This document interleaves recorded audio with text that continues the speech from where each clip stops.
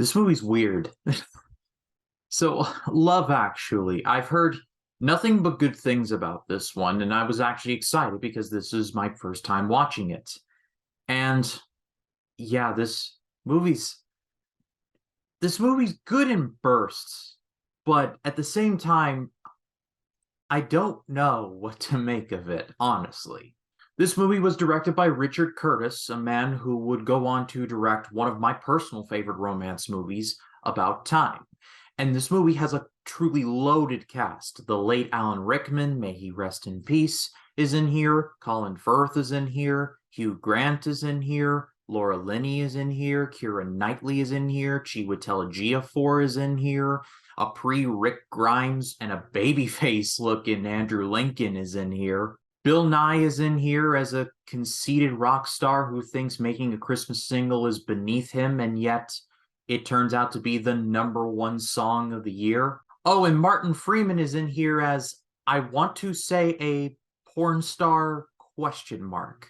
I say this movie is weird, but because its format is basically these interconnected stories that don't feel interconnected. They start way off in terms of where the main characters are at the time.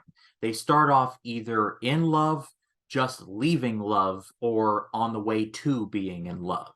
And this feels more like an anthology movie than anything. However, there is a definitive connection between everybody involved, and by the end, you realize that everyone is either familially related or related in a kinship sort of way.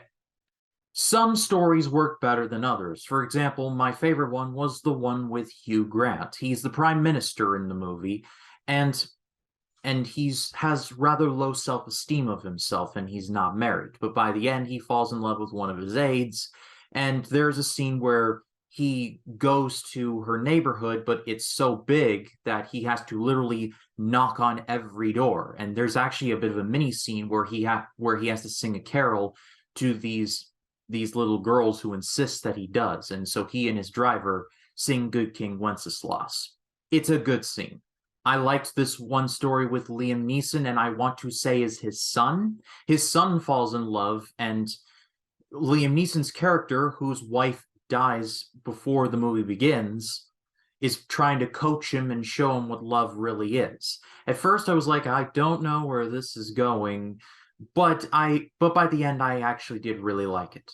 Colin Firth's character starts out incredibly tragic, but by the end, turned out to be one of my favorites as well. There are just straight up weird ones. For example, the one with Martin Freeman. Again, is he some kind of a porn star and he falls in love with his co-star, this woman? It's just weird. Then there's the most famous story involving Andrew Lincoln and Keira Knightley. Keira Knightley in this movie gets married to Chiwetel Ejiofor.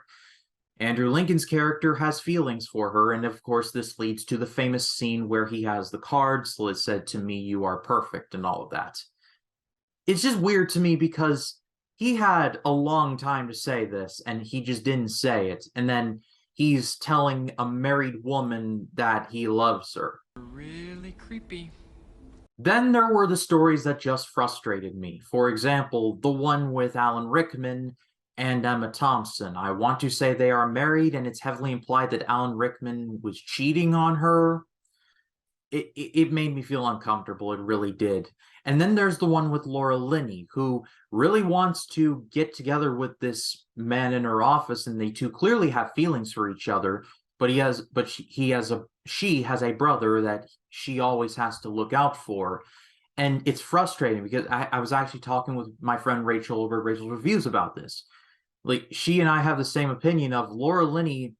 Her character could have easily been a wife and a brother, but she makes a choice, and it's confusing. Ultimately, I really started out not liking this, and really my biggest problem is that I wish they could have trimmed this up a little bit, focused on maybe like 2 or 3 of these stories and not 5, 6, or 7. But by the end, there were actually some genuinely nice moments, and overall, I do give this a very mild positive recommendation. But watch About Time. That's the superior movie.